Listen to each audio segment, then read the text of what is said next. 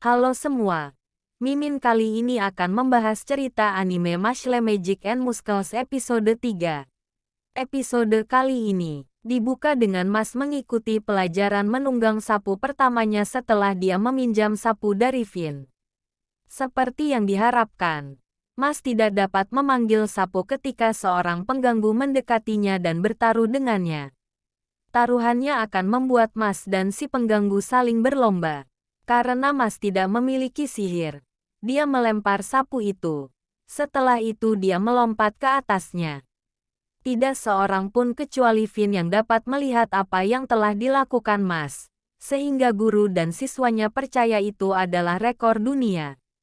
Pengganggu percaya bahwa Mas telah curang dan mulai mengeluh ketika siswa lain Lloyd Kafil menghentikannya dan mendekati Mas. Guru dan siswa lainnya segera merasa tidak nyaman karena mereka tahu bahwa Lloyd adalah anak dari anggota tinggi Biro Sihir. Ini berarti Mas bisa dikeluarkan jika dia mencoba membela diri. Guru berhasil menghentikan pertemuan itu, tetapi Lloyd meminta Mas untuk mengunjunginya nanti di lapangan. Namun, Mas melupakannya saat dia sedang membuat kue krim.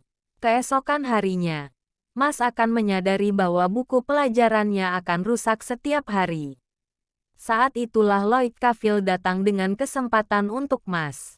Dia memintanya untuk membantunya dengan berbagai hal, sebagai imbalan untuk memperkenalkannya kepada wakil kepala sekolah, yang dapat membantunya menjadi seorang Divine Visionary.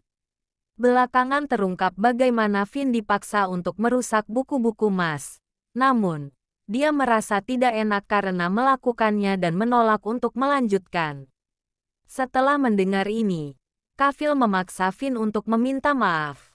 Mas, yang sedang mencari Finn, melihat temannya dipukuli oleh Kafil dan membantunya dengan membenturkan kepala Kafil ke lantai.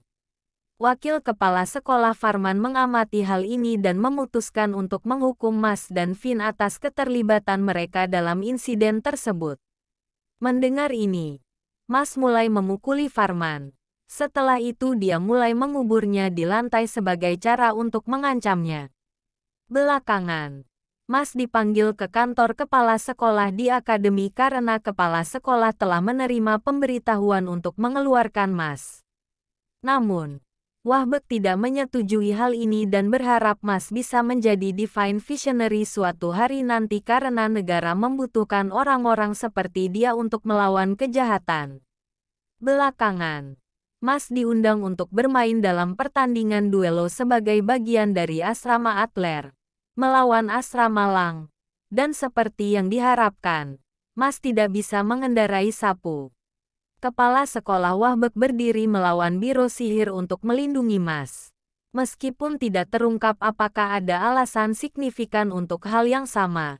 Sepertinya kepala sekolah tahu bahwa Mas tidak memiliki sihir. Itulah sebabnya dia tahu bahwa akan mengalami masa-masa sulit.